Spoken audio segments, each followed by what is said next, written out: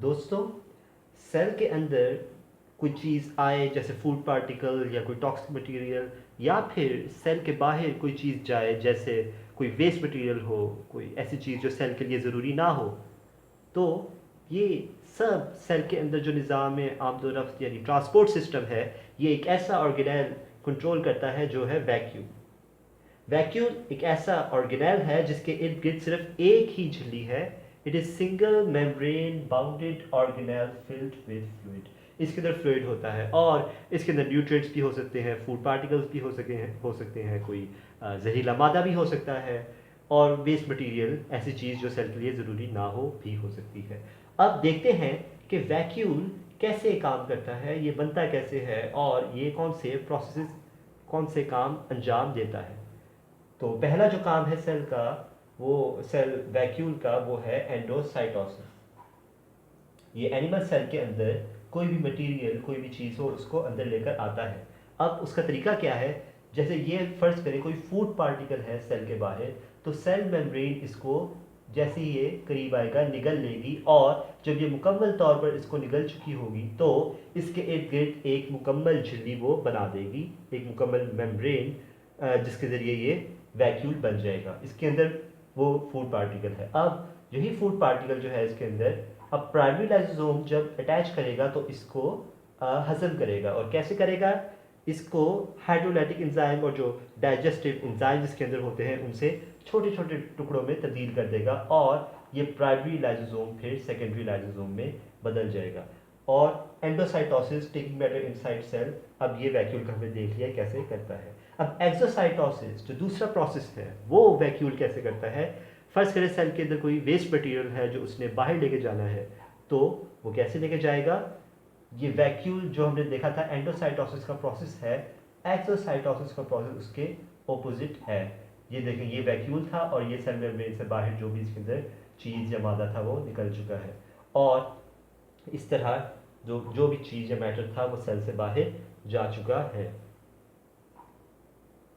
दोस्तों, हम इंसानों का एक ढांचा होता है, एक स्केलेटन होता है, उसकी ही वजह से हम चल फिर पाते हैं और बाकी अपने सारे काम कर पाते हैं, क्योंकि अगर वो ना हो तो हमारा जिस्म महज एक गोश्त का ढेर होगा, और हमारे जिस्म के अंदर जो दिल, गुर्दे और जितने भी ऑर्गन्स हैं, तो वो अपनी जगह पर नहीं रहेंगे, और जब अपनी जगह से हिल जाएंगे तो हमारा जिस्म प्रॉपरली सही तरीके से काम नहीं कर पाएगा। ऐसे ही सेल के अंदर भी ऑर्गेनेल्स होते हैं, और अगर सेल का एक ढांचा ना हो तो इसी तरह सेल भी प्रॉपरली सही तरीके से फंक्शन यानी काम नहीं कर पाएगा। तो आज की वीडियो का टॉपिक जो हम वैक्यूल से देखते आए हैं कि वैक्यूल्स क्या थे, अब इसके बाद देख रहे हैं कि साइटोस्केलेटन क्या है। तो मैंने सेंट्रोसोम्स क्यों लिखा है यहाँ पे।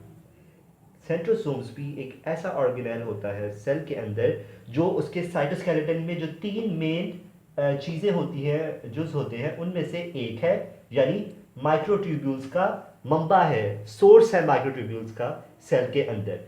इसकी कोई खास शक्ल नहीं होती, और इसके अंदर दो और स्ट्रक्चर होते हैं जिनको हम कहते हैं सेंट्रियोल्स।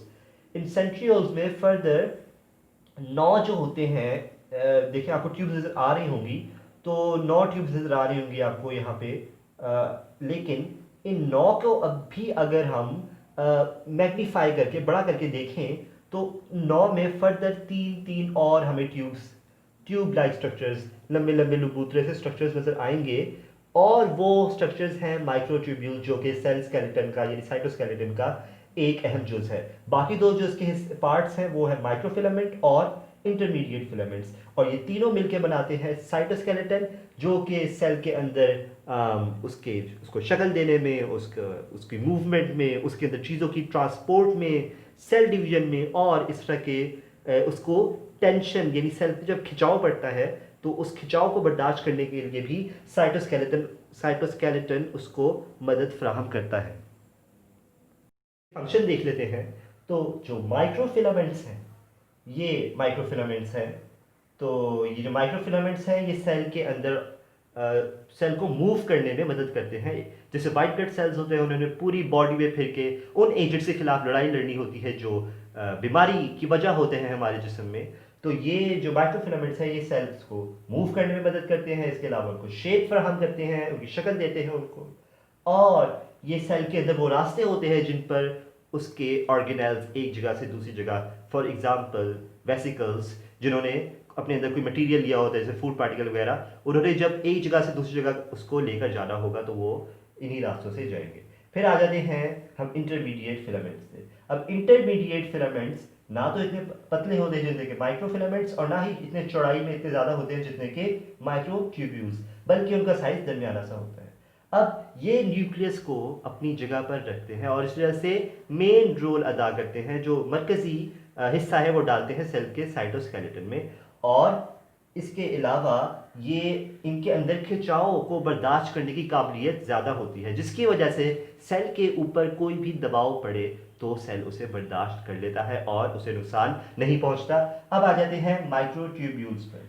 माइक्रोट्यूब्यूल्स सब चौड़ाई में सबसे ज़्यादा, और इनकी खासियत क्या है कि जब सेल डिवाइड कर रहा होता है, फर्स्ट करें ये सेल है, इसके अंदर जब डिवाइड कर रहा होता है तो दरमियान में क्रोमोसोम्स होते हैं, तो सेंट्रोसोम जो होते हैं ये एक पेयर बन जाता है, ये एक और सेंट्रोसोम बन जाता है और ये इनका पेयर हो जाता है। तो एक जो होता है उनमें से वो इस पोल पे यानी इस कोने पे और दूसरा इस पे चला जाता है।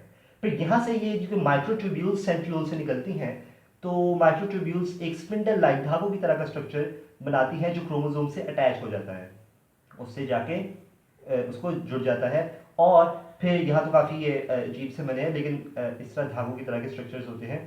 तो जैसे ही ये सेल डिवाइड होता है, होने लगता है, तो ये क्रोमोसोम्स को, क्योंकि क्रोमोसोम्स को डिवाइड कर देती हैं, मतलब एक हिस्सा क्रोमोसोम का इधर आ जाएगा और फर्ज करें ये क्रोमोसोम है, इसका एक हिस्सा इधर आ गया और एक इधर, और बाकी क्रोमोसोम्स के साथ भी ऐसा ही होता है।